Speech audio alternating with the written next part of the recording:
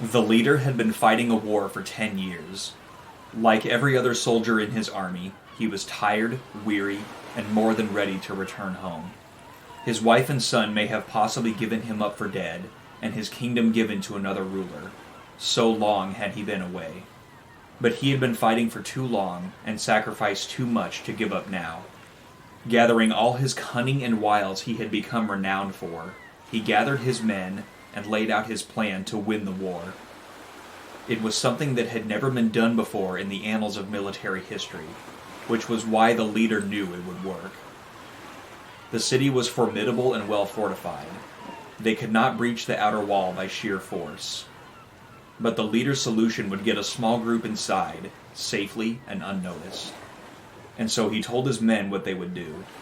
They would build a giant horse out of wood, hide inside, abandon the horse by the gates as an offering of peace, and the enemy would wheel the horse inside the godlike walls of the mighty city of Troy.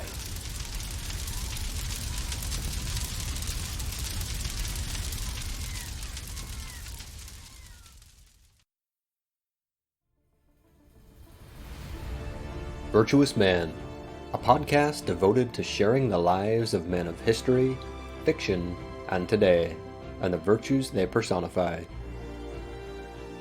Over the next 5 episodes, we'll take you on a journey to discover 5 of the crucial virtues of life through the men who demonstrated them not just with words, but with action. Welcome to Episode 3, The Ingenuity of Odysseus. Hosted by Scott Einig, with readings from the Odyssey by Stephanie Einig.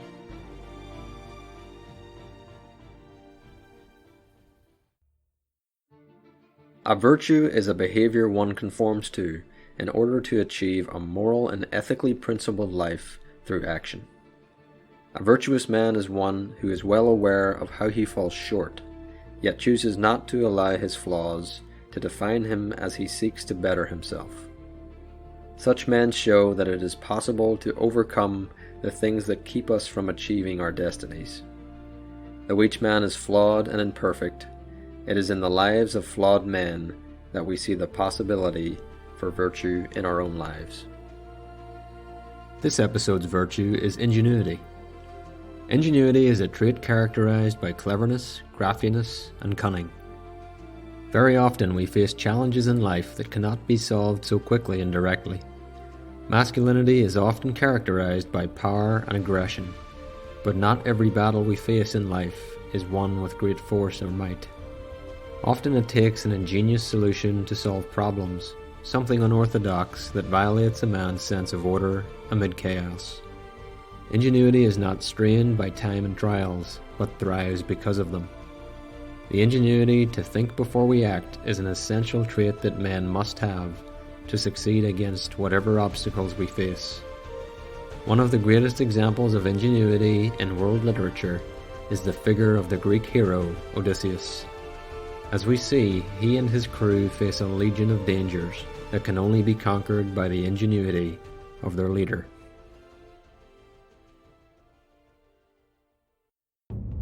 The tales of Odysseus can be found in 2 of history's most famous stories, the Iliad and the Odyssey. Both are believed to have been written by the blind poet Homer in the 8th century BC. There remains debate about whether Homer himself wrote the poems, whether he recorded them from oral traditions, or whether he even existed at all.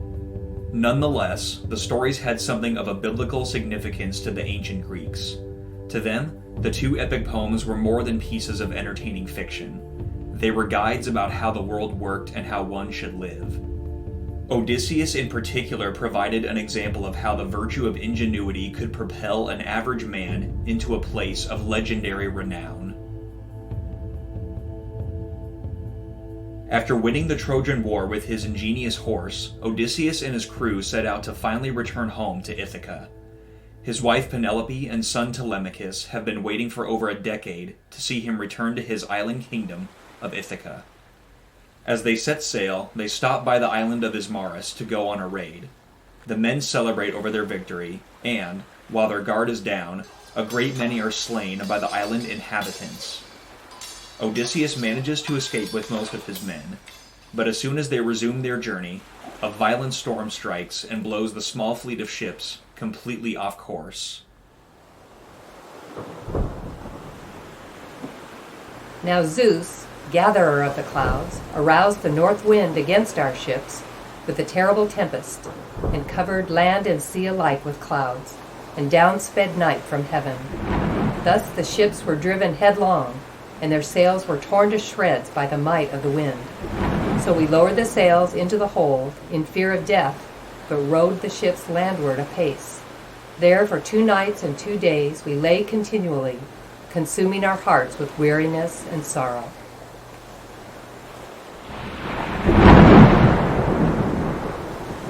The storm drives the men further and further away from their desired route, continuing unabated for 10 days. They finally approach land, where they stop to find water and to rest from their ordeal on the sea. But they soon discover that the island is inhabited. The nonchalant and lackadaisical people don't seem interested in fighting or stealing from them. Instead, they offer the men handfuls of lotus plants, which they learn, upon consumption, is actually a powerful hallucinogen. The men become happy, lighthearted, and completely forgetful of their journey home. Odysseus knows his men are in a vulnerable state of temptation, and will never leave if they linger.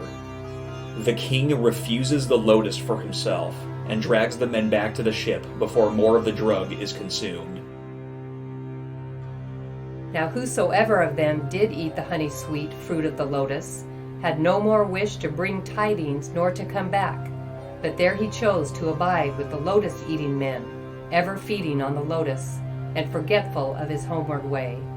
Therefore I led them back to the ships, weeping and sore against their will. I commanded the rest of my well-loved company to make speed and go on board the swift ships, lest haply any should eat of the lotus and be forgetful of returning. After leaving the land of the lotus eaters, they come upon another island that appears to be inhabited. Odysseus and his crew set about exploring the land, and they soon come across a cave. Their curiosity leads them inside, and they find that it is well stocked with all the food they could ever want. Despite not seeing the cave's owner, the men help themselves to a long-awaited feast. But suddenly, the cave's owner returns, and they see that he is not a man. He is a towering, one-eyed cyclops. When he sees the intruders feasting on his spoils, he blocks the cave entrance with a large boulder, and proceeds to kill and eat a few of Odysseus' men. The Cyclops then lays down to sleep for the night. The horrified men beg Odysseus to find a solution to the problem.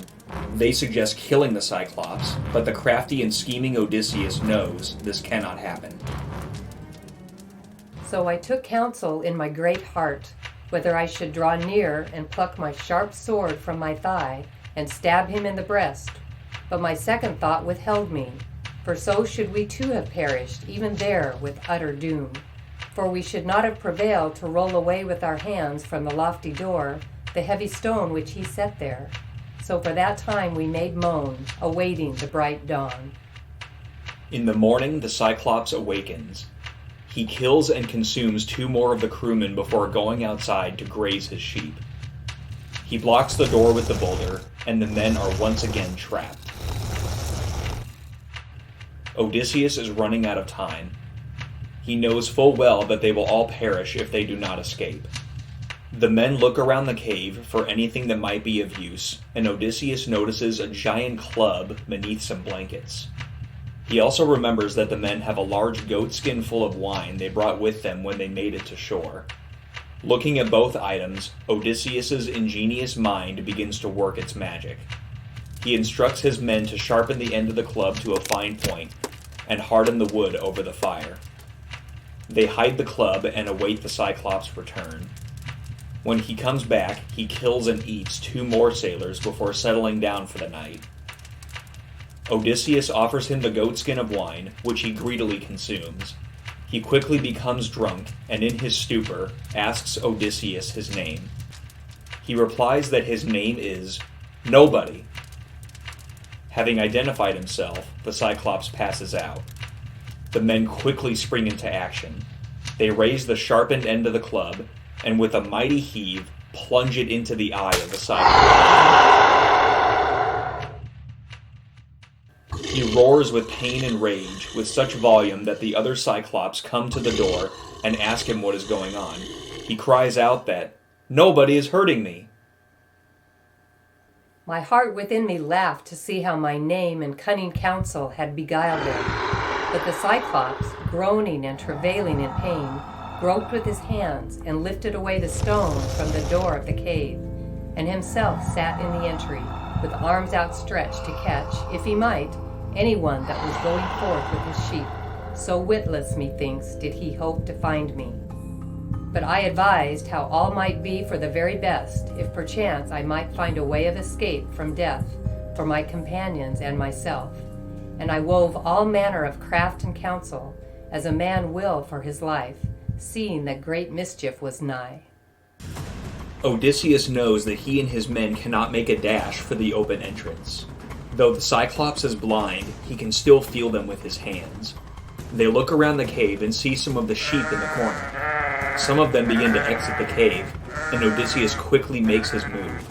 He ties himself and his men beneath the sheep so that the Cyclops cannot feel them as they leave. When they are all out, they quickly break for their ships, still anchored to shore.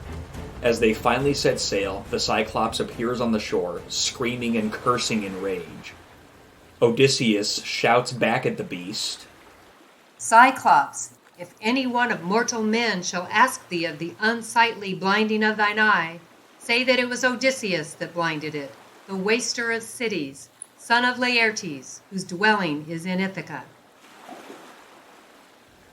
Perhaps nowhere in the story is Odysseus's ingenuity better displayed than his escape from the Cyclops. While his men want to make quick decisions and act on impulses that feel right, Odysseus assesses every move and every outcome before springing into action. But despite this great feat of ingenuity, Odysseus, in pridefully revealing his true identity, has unknowingly made one of the worst mistakes of the entire voyage. As they sail off, the Cyclops cries aloud to his mighty father, Poseidon, god of the seas. He angrily begs Poseidon to curse Odysseus and his crew with either death or extreme hardship, and the powerful god hears his son's call.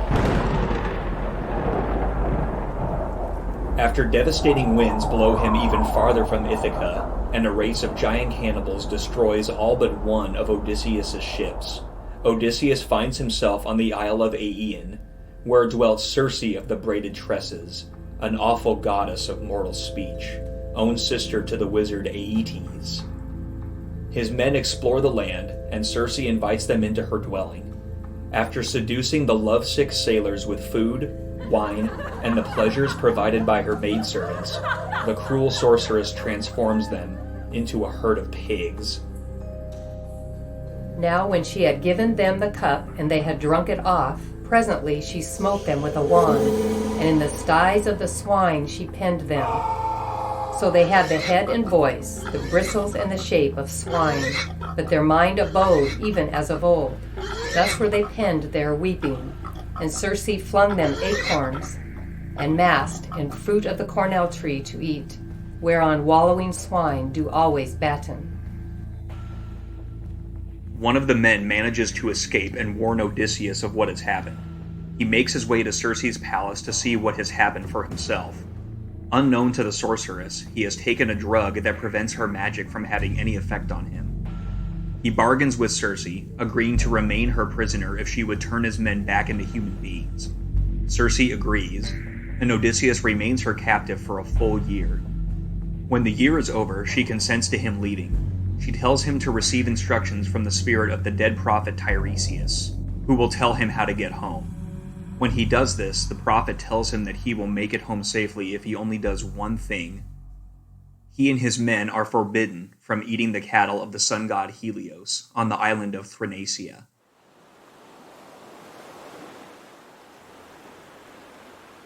On their way to the island, they come across one of the deadliest obstacles of their journey, the Isle of the Sirens. The siren's song is so beautiful that sailors go off course to get close to them and proceed to shipwreck and drown. No one has heard the song and lived, but Odysseus, the clever and cunning man, believes he can do it. When they get closer, Odysseus instructs his men to place beeswax in their ears so they cannot hear the song. He has the men tie him to the mast and leave his own ears unblocked. As they pass the sirens, Odysseus screams to be untied, but his men cannot hear him. Thus do they pass the sirens, with Odysseus emerging as the only one to hear the song and live to tell of its beauty. Upon surviving the sirens, the crew now must face another deadly obstacle: the Strait of Scylla and Charybdis. Scylla is an enormous six-headed sea monster, and Charybdis is a massive vortex that pulls entire ships to the endless fathoms of the deep. Odysseus passes by Scylla, knowing he must sacrifice a few men instead of losing them all to the whirlpool. 6 men are devoured by the terrifying creature before they finally escape.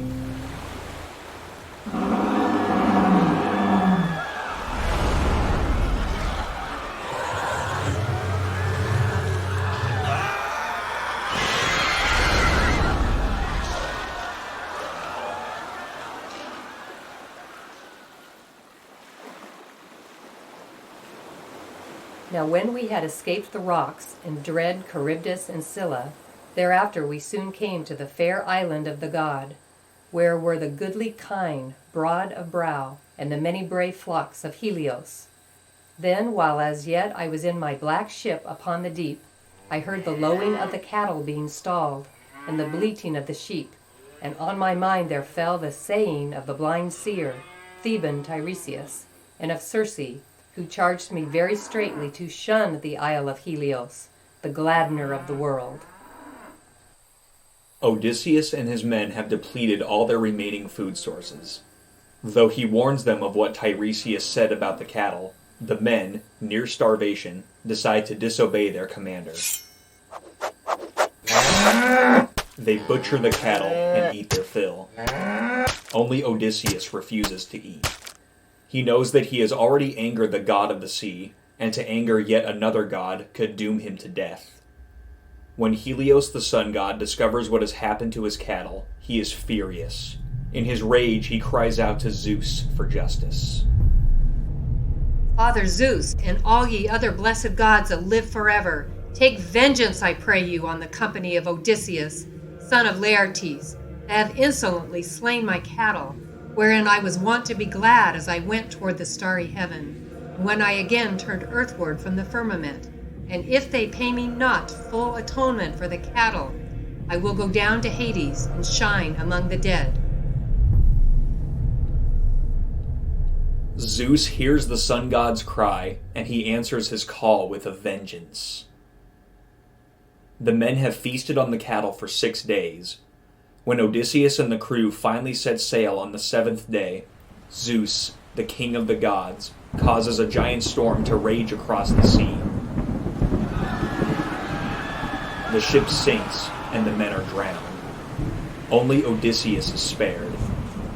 After drifting for 9 days, he washes ashore on the island of the beautiful nymph Calypso. He remains her captive for 7 years before finally being released. He builds a raft and sails away, though he is again shipwrecked. He is eventually rescued by the Phaeacians, and finally, after 20 long years, Odysseus is taken home to Ithaca.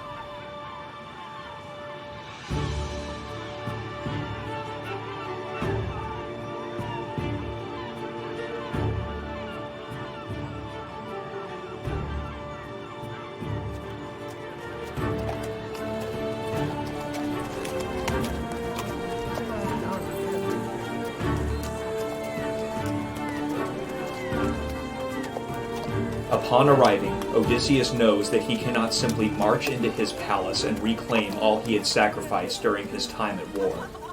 The suitors have coveted his throne and his wife Penelope for years, and he knows they will not give up without a fight. The king has seen for years how his men have behaved under such circumstances, and knows that acting impulsively will only lead to his ruin. Odysseus wisely chooses to hide his true identity as much as possible.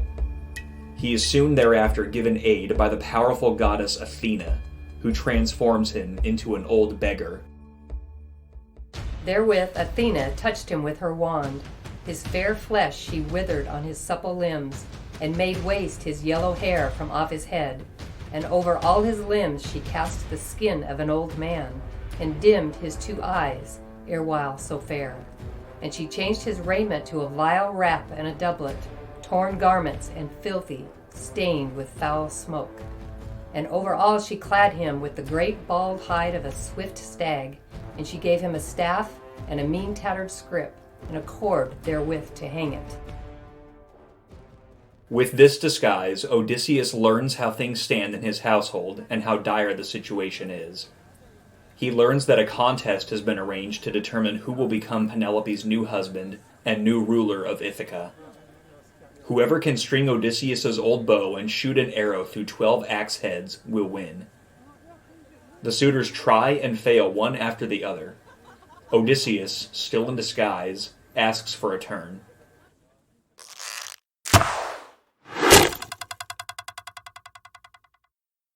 He strings the bow and makes the shot with little hesitation. The suitors gasp in astonishment, and Odysseus removes the rags to reveal himself. He proceeds to slay the suitors in one final battle.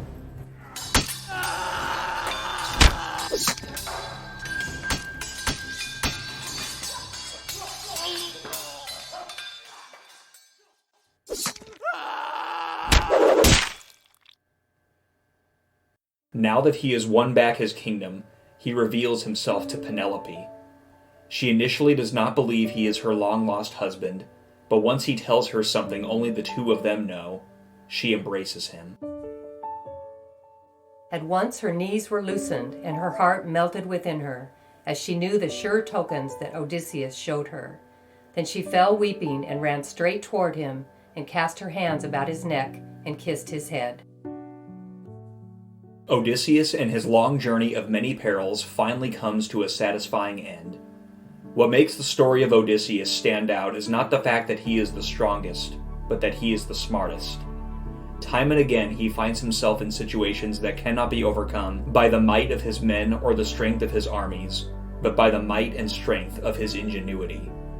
His men are always ready to act without hesitation, whereas their leader is always ready to think, to plan, and to scheme. This quality of cleverness in the face of overwhelming odds was revered by the ancients, and many paid tribute to the hero in the hope that they too could rise above their situations, as the legendary Odysseus had before them. Tell me, Muse, of that man so ready at need, who wandered far and wide after he had sacked the sacred citadel of Troy, and many were the men whose towns he saw, and whose mind he learnt. Yea, and many the woes he suffered in his heart upon the deep, striving to win his own life and the return of his company.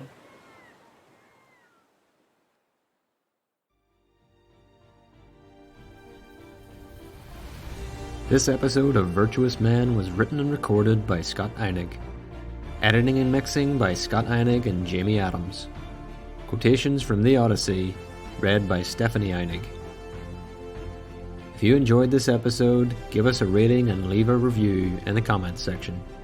And don't forget to check out more Virtuous Man on our Instagram page at virtuous_man and give us a follow. Tune in next time for episode 4, where we discover the virtue of leadership as we follow the infamous expedition of Sir Ernest Shackleton.